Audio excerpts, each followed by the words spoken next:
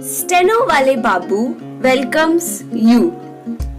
Shorthand dictations in male and female voice from all sources like magazines, speeches, and editorials at various speeds up to 120 WPM for various departments like SSC, DSSB, CRPF, Delhi Police, etc. Please like, share, and subscribe the channel. Thank you. Exercise number 7.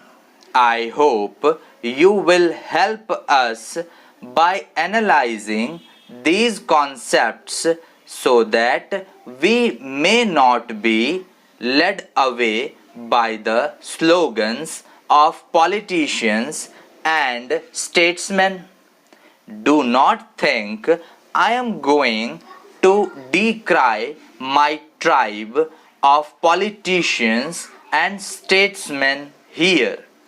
They have much virtue in them, and I am not going to say that jurists and lawyers are always very successful in dealing with public affairs, although they may be successful in dealing with matter in courts or in giving opinions. A French writer on statecraft who lived some considerable time ago said, discussing lawyers, that in general the training of a lawyer breeds habits and dispositions of the mind which are not favorable to the practice of diplomacy. Whether that is entirely true or not, I do not know, but there is perhaps something in it.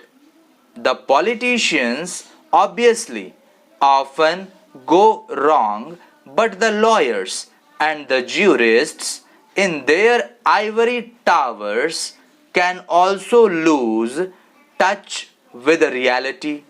Therefore, some of the greatest judges have been those who have not only interpreted the law but adapted it to changing conditions without doing violence to it.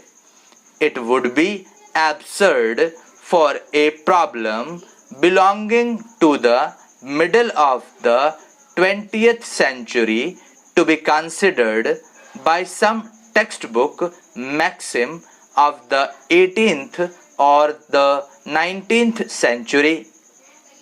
There is another aspect to this which troubles many of us: how far some recent developments can be fitted in with any conception of international law or moral law. Those developments which threaten the very existence of the human race not only by mass killing but by poisoning the atmosphere so that it has terrible genetic consequences, are not justifiable by any conception of international law or moral law. Surely this is not a matter to be considered only by statesmen and politicians. I do not know if jurists consider the moral law, but I suppose they have it in mind even in considering the letter of the law. It may be desirable for them to consider whether and how far these preparations for nuclear warfare or the test explosions are in keeping with any conception of international or moral law.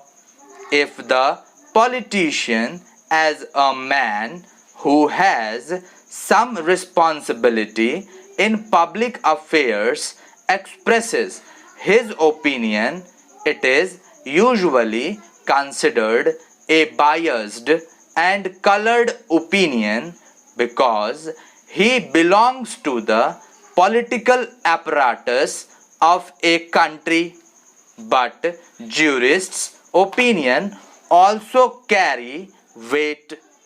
Thank you.